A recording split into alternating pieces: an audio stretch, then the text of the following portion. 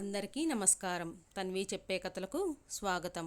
ఈరోజే మొదటిసారిగా మా ఛానల్ చూస్తున్నట్లయితే ప్లీజ్ లైక్ చేయండి, షేర్ చేయండి, సబ్స్క్రైబ్ చేసి మమ్మల్ని సపోర్ట్ చేయండి.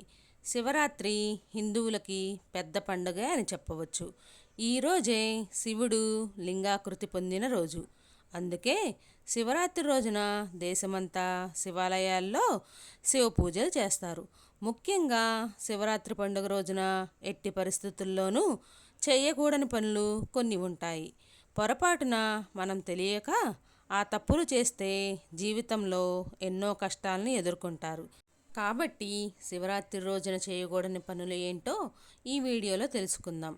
శివరాత్రి రోజు ఉదయం సూర్యోదయానికి ముందుగానే నిద్రలేచి తలస్నానం చేసి శివుడిని పూజించాలి. ఎట్టి పరిస్థితుల్లోనూ సూర్యోదయం తర్వాత నిద్ర లేవకూడదు.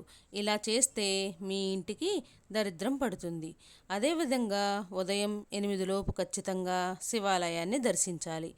శివరాత్రి రోజున చెంబుడు నీళ్ళని అయినా స్వామికి అభిషేకం చేయాలి. శివుడికి అభిషేకం చేయాలంటే గేదె పాలను అస్సలు వాడకూడదు. శివాభిషేకం కోసం కేవలం ఆవు పాలను మాత్రమే ఉపయోగించాలి.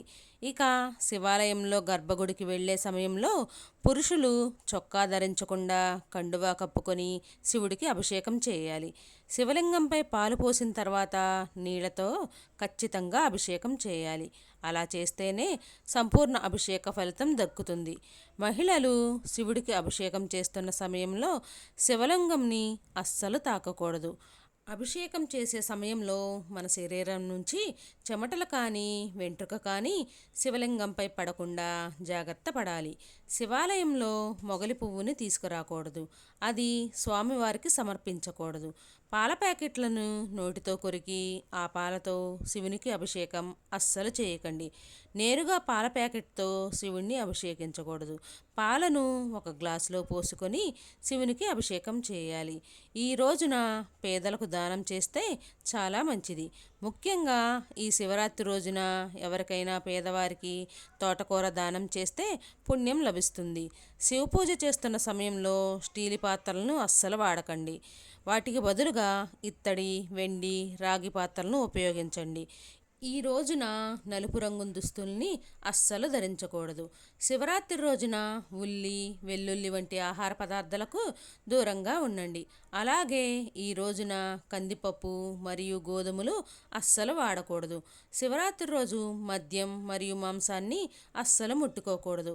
శివలింగంపై కొబ్బరి నీళ్లు పోయకూడదు. కేతకి పువ్వుల్ని స్వామికి సమర్పించకూడదు. అలాగే శివ పూజలో తులసి ఆకుల్ని శివుడికి సమర్పించకూడదు. మహాశివరాత్రి పర్వదినాన పచ్చి మంచినీళ్ళు కూడా తాగకుండా ఉపవాసం చేయాలన్న నియమం ఏమీ లేదని పండితులు సూచిస్తున్నారు. శివరాత్రి రోజున తప్పనిసరిగా శివాలయానికి వెళ్ళాలి. ఈ రోజున ఓం నమ శివాయ అన్న మంత్రాన్ని జపిస్తూ శివుణ్ణి స్మరించుకోవాలి. అలాగే శివరాత్రి రోజున శివుడికి సమర్పించే నైవేద్యాల్లో పులిహోర ఖచ్చితంగా ఉండేలాగా చూసుకోవాలి. శివరాత్రి రోజున విభూది ధరిస్తే చాలా మంచిది. ఈ రోజున విభూది ధరించిన వారికి పరమేశ్వరుడు అనుక్షణం కాపాడుతూ ఉంటాడని పండితులు తెలియజేస్తున్నారు. ఈ రోజున శివుడు కైలాసం నుండి నేరుగా భూమిపైకి వస్తాడని నమ్మకం.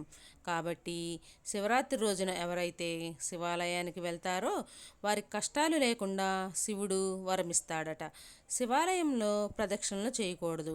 ఈ రోజున జుట్టు కత్తిరించుకోవడం, గోర్లు కత్తిరించడం, షేవింగ్ వంటి పనులను చేయకూడదు. శివరాత్రి రోజు భార్యాభర్తలు సంభోగం చేయకూడదు. ఇలా చేస్తే పాపాలు మూటగట్టుకుంటారట. శివరాత్రి రోజున ఉప్పు కొనకూడదు. శివరాత్రి రోజున ఉదయాన్నే లేచి తలస్నానం చేసి కొత్త దుస్తులు ధరించాలి. రోజంతా శివుణ్ణి స్మరించుకుంటూ ఉండాలి. శివపూజ చేసే సమయంలో నుదుటిపై కుంకుమ బొట్టు తప్పనిసరిగా పెట్టుకోవాలి. మనస్సులో చెడు ఆలోచన రాకుండా చూసుకోవాలి. ఎవరికి కీడు జరగాలని కోరుకోకూడదు. శివరాత్రి రోజున జిల్లేడు పూలతో శివుణ్ణి పూజిస్తే తొందరగా కరుణిస్తాడని భక్తుల విశ్వాసం. జిల్లేడు పూలకు చాలా విశిష్టత ఉంది.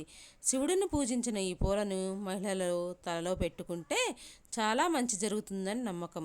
ఈ రోజున శివుడికి బిల్వపత్రం సమర్పిస్తే చాలా మంచిది.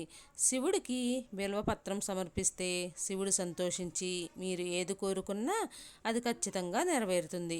పురాణాల ప్రకారం శివుడు మరియు పార్వతీదేవి సాయంత్రం సమయంలో భూమిపై సంచరిస్తుంటారని నమ్మకం.